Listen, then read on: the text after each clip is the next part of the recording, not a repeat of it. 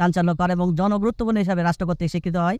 এই মামলাটার বিষয়ে আমরা মানে আইনজীবী বলেন, সমাজসেবক বলেন, রাজনীতিবিদ বলেন, প্রশাসন বলেন এবং বিচারক বলেন, সাধারণ জনগণ সবাই এইটার বিষয়ে একটি 8 বছর একটা শিশু যা ধর্ষিত হয়েছে এটা ন্যাক্কারজনক এবং যেটা ইসলাম এবং আইনের সম্পূর্ণ পরিপন্থী এবং যেটা সাধারণ মানুষ এটা ভালোভাবে নেয়নি। কারণ একটা অ্যাক্সিডেন্ট হতে পারে, যে কোনো একটা বয়স থাকে, একটা থাকে, কিন্তু এই জিনিসটা একটা তারপরেও এই বোনের শ্বশুর কর্তৃক ধর্ষিত, এটা একটা দুঃখজনক ঘটনা।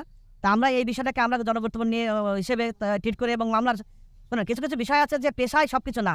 আমি বারে সাধারণ সম্পাদক হিসেবে বলছিলাম যে এই পেশাটাই, যে এই মামলাটায় আমরা আইন পেশায় যারা নিয়োজিত আছি, আমরা এই যে প্রিন্সিপাল অ্যাকুস্ট আমরা তাকে কোনো আইনি সহায়তা প্রদান করবো না বলে আমরা জেলা আইনজীবী সমিতি সিদ্ধান্ত গ্রহণ করি। এবং আমরা যত আন্দোলনত শিশু, কোমলমতি শিশুরা ছিল, ছাত্রছাত্রী ছিলেন, তাদেরকে ইনশিওর এটুকু করেছিলাম আইন বারের সাধারণ সম্পাদক হিসেবে যে আমরা তোমাদের সাথে, বাংলাদেশের মানুষের সাথে, সর্বোপরি মাগুরাবাসীর সাথে আমরা একমত।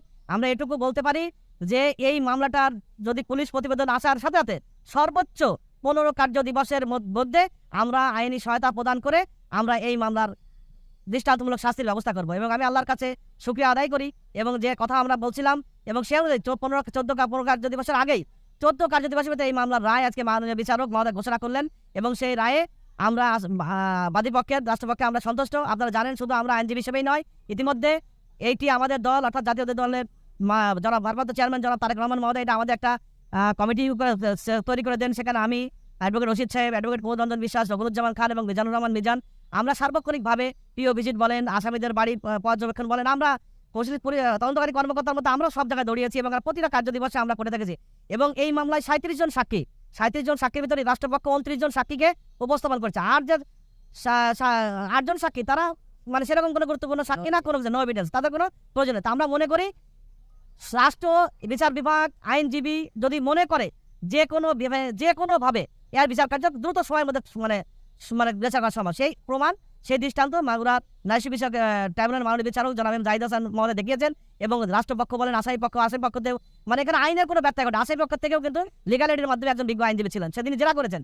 এবং আমরা রায়ে যেহেতু 164 আছে, 3 জনকে খালাস দিয়েছেন বিজ্ঞ বিচারক, যেটা ভালো মনে করেছেন। এই যে আমাদের কোনো ব্যাপারে কোনো বক্তব্য নাই, কারণ আইন তার নিজস্ব করতে থাকবে। আমরা কোনো ইন্টারাপ্ট করি নাই, আমরা কোনো আদালতের কাছে আমরা শুধু সাক্ষী জেলার মধ্যে যে রেজাল্ট আছে আমরা সেটা মেনে নিয়েছি। আমরা মনে করি ন্যায় বিচার আসিয়ার পরিবার পেয়েছে, মাগুরাবাসী দেখতে পেয়েছে, সারা বিশ্ব দেখতে পেয়েছে। দায়িত্ব বুঝতে পারবে কার্যকর হবে, এটা প্রত্যেকটা জিনিসের একটা আইনগত বাধ্যবাধকতা আছে। আজকে যদি এই হিটু শেখ নিয়ম হলো যে 7 কার্য দিবসের ভিতরে মহামান্য হাইকোর্টে লিভ টু আপিল করবেন, যদি উনি আপিল না করেন রাষ্ট্রীয়ভাবে জেলখানার মাধ্যমে লিভ টু আপিল 7 কার্য দিবসের হবে। লিভ টু আপিল অ্যাডমিট হলে সেখানে শুনানি হবে হাইকোর্টে। হাইকোর্টে যদি সাজা বহাল থাকে সে আবার মহামান্য সুপ্রিম কোর্টে যেতে পারবে, সুপ্রিম কোর্টে আপিল করবে। সুপ্রিম কোর্ট যদি তার আবেদন খারিজ করে তখন সর্বোচ্চ স্টেজটা মহামান্য রাষ্ট্রপতির কাছে আবেদন করতে হবে। সমস্ত এইগুলো শেষ করে কার্যক্রম শেষ করে সবাই যেটা লাগে। তবে আমি এখানেও আশাবাদী যে আশা করি যে যদি সে আপিল নকল সংগ্রহ না করে, সে যদি জেলখানার মাধ্যমে যদি জেল আপিল হয়, সেটাও আমি মনে করি যে 7 কার্য দিবসের ভিতরে হবে এবং 15 থেকে 20 কার্য দিবসের ওটা নিষ্পত্তি হাইকোর্টে হয়ে যাবে। তারপর থাকলে লিভ টু আপিল অ্যাপিলেট ডিভিশনে আমি মনে করি দ্রুত সময়ের মধ্যে হয়ে গেলে মাগুরা সহ সারা বিশ্ব যেটা বলছিলাম দ্রুত সময়ের মধ্যে এই রায় কার্যকর বলে